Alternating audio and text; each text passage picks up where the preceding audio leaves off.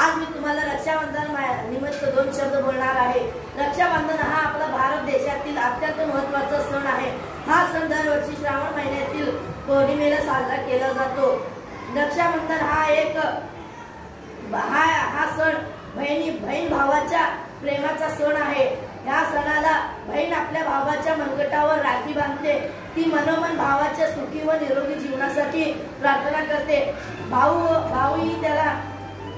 तिला रक्षण करण्याचे वचन देतो।